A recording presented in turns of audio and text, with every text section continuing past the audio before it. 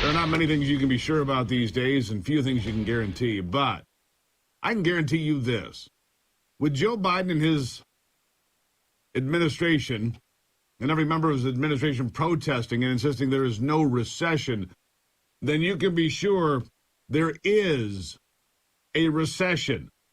The Biden administration has a terrible track record on every single important issue facing Americans today. They've been wrong about energy. They were wrong about Afghanistan. They were wrong about inflation. They were wrong about the border. They have been wrong time and time and time again. And Joe Biden has proven to be the weakest president of our lifetime. Weaker than Jimmy Carter. Has been wrong across the board and has done everything wrong. Every single thing has been wrong. There's not one thing you can point to and say, well, at least he's doing well in this area, because there isn't anything. There just isn't anything. Those paying the price are ordinary Americans, people like you. And the ones being told how lucky they are that gas prices are down 50 cents a gallon. And what a fine job Feeble Joe is doing in the White House. Never mind that gas is still more than $2 a gallon higher than when he came in. Double where I live. It's double. Went from 2.25 still at 4.5. And of course, Joe doesn't come out to see anyone. Right now, the excuse is COVID. But that's just the latest way to dodge real questions about serious topics like the future of America. Average Americans are getting crushed, and the Biden administration is ramping up its shrill demands that we must accelerate the transition. Accelerate the transition. Even though it is perfectly clear that this alleged transition to clean energy is undercutting the economy everywhere, forcing people to choose between paying the power bill, buying prescription drugs, or putting food on the table. Joe Biden and his administration's push for a rapid transition to socialism and government control of everything, with jacked up regulations, taxes, and government incursion into every aspect of ordinary citizens' lives, is gutting the purchasing power of people across this nation. This is a frightening reminder of what a failure Jimmy Carter was during his 4 years in office. America is being weakened by the failure of leadership and the ongoing attacks on our energy sector. And that is what is ramming the growing energy crisis and the deepening recession down the throats of regular Americans. Again, people like you and me. Now, they can gaslight all they want, and they do. But Joe Biden is a failed lame duck president. It's the bottom line.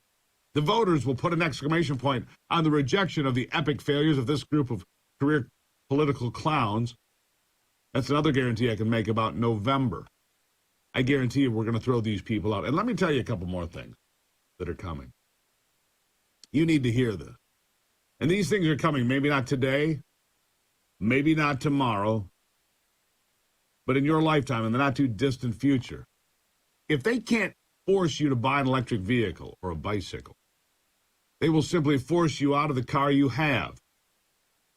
In part because they'll claim that they don't want internal combustion engines, but really because private ownership of cars and light trucks will not be allowed in the long run anymore. It's simply too much wealth and too much freedom for people to be trusted with. You can't be trusted by deciding to go for a Sunday drive. And that, my friends, will be just the beginning. How about some other things? Pleasure boats, ATVs, off-road vehicles of any kind will be banned. Snowmobiles, too. So will lawnmowers, leaf blowers, weed whips, chainsaws, and any other gas-powered engines of any kind. They will not be legal, except, of course, for the government. The green police are coming for you because complete climate hysteria has taken over the minds of millions of weak people. And they demand compliance from you, all of you, to save Mother Earth, of course. And if you don't comply, they will make you pay the price, and they are willing to use the mob mentality and violence to make it so, plus government intimidation, too. They will come from all directions. But you know what's really weird? You know what's really, you hear about all of these things, and everything I've just told you is absolutely true. They want to limit your car or take it away. They want to get rid of all emissions or just take them away. But what's really weird, Barack Obama bought not one but two multi-million-dollar mansions, one on Martha's Vineyard, one in Hawaii, both on the ocean. If sea levels are actually climbing the way they claim, why would he do that? Oh, and don't forget climate pimp Al Gore. He bought a $9 million mansion just this past week on the Pacific coast of California. Does that sound like people are worried about the oceans rising?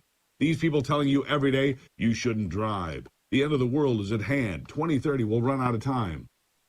Remember all of the doom and gloom predictions of climate calamity, famine, pestilence, and death to mankind that all of the so-called climatologists and climate experts made beginning in 1970? Maybe we are entering the phase of self-fulfilling prophecy, but not being fulfilled by the people, but prophecy being forced on us by the government, forced on you and me, the folk, because the rest of it, garbage. Now, you hear a lot about Joe Biden being the worst president since Jimmy Carter. I know because I say it. And now there's a major Republican ad buy comparing the two side by side, Jimmy Carter and Joe Biden. Compare and contrast. Listen to this. Our energy problem is worse tonight than it was in 1973. Climate change will be at the center of our national security and foreign policy. The energy crisis has not yet overwhelmed us, but it will if we do not act quickly. Well, I have a transition from the oil industry, yes. To establish a strategic petroleum reserve of 1 billion barrels, more than a 6-month supply. Today, I'm authorizing the release of 1 million barrels per day for the next 6 months for the strategic from the Strategic Petroleum Reserve. The oil and natural gas that we rely on for 75% of our energy are simply running out. Today's executive order also directs the Secretary of the Interior to stop issuing new oil and gas leases on public lands. Many of these proposals will be unpopular. Some will cause you to put up with inconveniences and to make sacrifices. We're going through an incredible transition. When you're doing worse than Jimmy Carter's doing in the minds of Americans on inflation, you know that they're holding you responsible for the conditions that are currently on the ground that are hurting Americans in their pocketbooks. Yeah. You're going to plagiarize, Joe. Plagiarize somebody who's good at what they do, not an abject failure like Jimmy Carter, James Earl Carter Jr. from Plains, Georgia, who now can say, thank God before I died I wasn't the worst president. We'll take a break. More of this when we come back on The Steve Gruber Show.